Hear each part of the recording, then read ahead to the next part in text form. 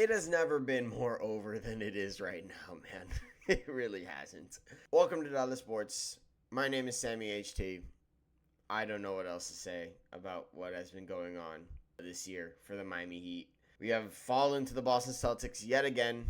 147-129 is the final score. It's been a very interesting year, to say the least. This feels like the magnum opus of performances that have just defined this year. 147 points is crazy. Even crazier, though, I'm going to zoom in on it so that you guys see. 53 points gave up in the first quarter. 53. Can you believe that a Miami Heat team led by Erik Spoelstra, the premier defensive mind in the NBA, he is coaching Team USA. This man gave up 147 points, and 53 of those points came in the first quarter. This team was not ready to play from the get-go. How do you let that happen? And the fact that it happened, put into perspective for a second who Erik Spoelstra is. This is a Hall of Fame head coach. This is a coach that has the respect of every star in the league, somebody who is welcome to coach Team USA. And yet, here we are. Mind you, the Orlando Magic dropped a game. The Toronto Raptors dropped a game last night. They dropped a game against the Sacramento Kings. The Miami Heat, in the meanwhile, have lost to the Pacers and the Celtics back-to-back. And the Celtics, look, no shame in losing to the Celtics this year at all. But to give up 147 points is embarrassing. It just is. And I think I'm okay. I think I'm ready to say this. I think Joe Mazzulla has completely lapped Spo. He has completely lapped him. It's over. Like everything that excelled at, Joe Mazzulla is doing, but almost better, because you really start thinking of for a second, right? What is the calling card for the Miami Heat? Culture. That is our thing, right? Culture. And before it became like a branding tool that the Miami Heat used and that the fan base kind of embraced, culture was in this franchise from the very beginning. All right? And Spo embodies the culture. He does. The Celtics have said, we're going to take that culture that you say you guys have. We're not just going to make it our own, but we're going to make it better and modernize it. And to do it to a point where it is almost ridiculous how we're this good despite the talent not being that great. And really, when you think about it, like Jaylen Brown, Jason Tatum, Derek White, Peyton Pritchard, those are the four premier names, right? Those are the four players that were on the roster, that were on the pieces of that 2024 championship team. The Celtics decided, we're going to let go of Drew Holiday, we're going to let go of Kristaps Porzingis, we're going to keep those four, and we're going to develop the players around them. And it was supposed to be a down year, and it wasn't.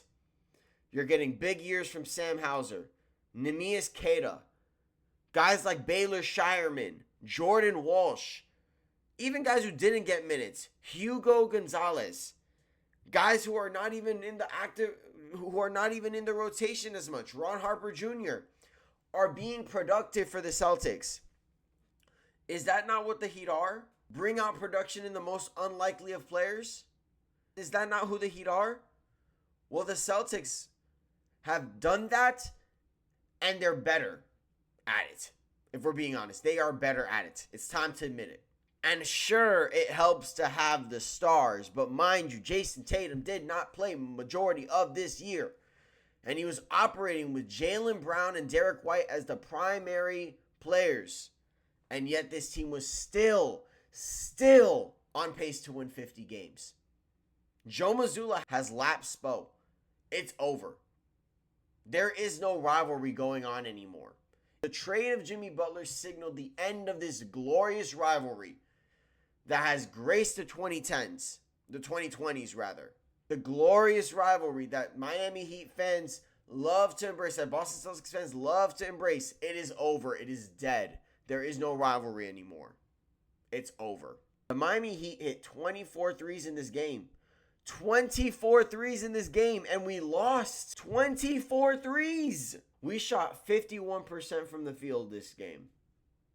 From three this game. 51%. That's incredible. But guess what? We got out-rebounded again. We got out-rebounded once again. Their largest lead was 27. Our largest lead was 4. Just pure and utter dominance. And really just embarrassing. It's embarrassing, man. It is.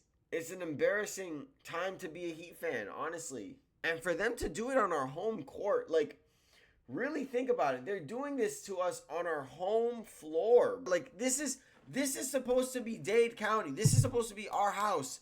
And we let the Celtics come in and run us out the gym.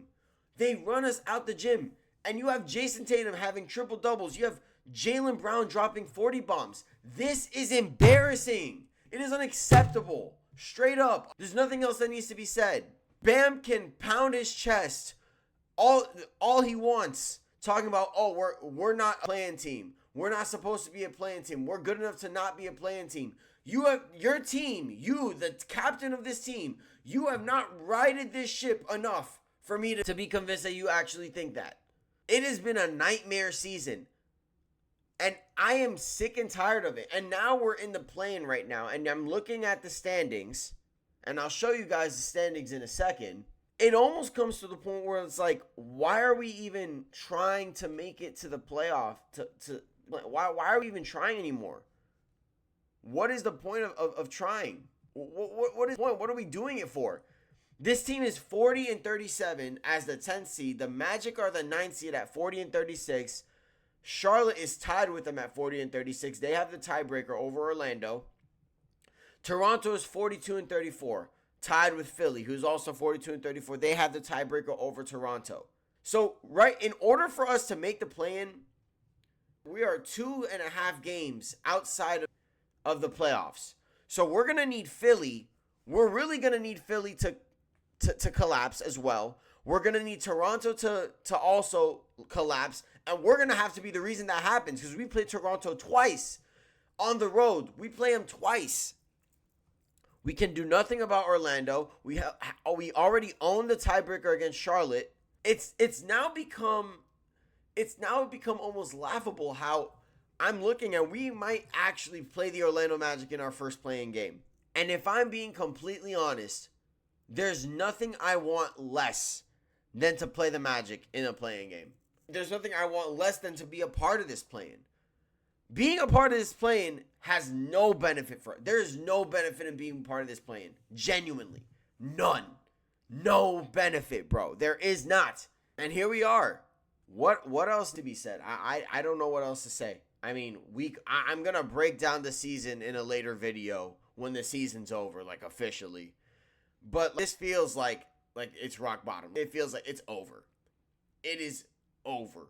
There is no benefit in even paying attention to the Miami Heat anymore. There is none.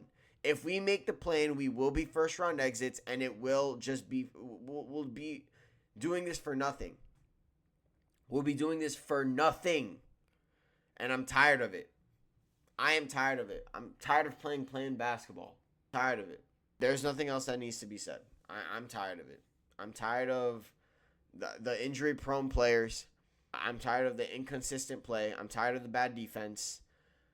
I'm just tired of this. I'm tired of this experiment. I'm tired of it. It's over. We've plateaued. Jimmy left, and that means that this is not working. You want to keep Bam, fine, but everybody else needs to go. There's no benefit anymore. There's none. No benefit. I am tired, and Heat fans are tired. We are all so incredibly tired, and it doesn't look like things are going to change. What else needs to be said? I'm done. Dale. Like and subscribe, I guess.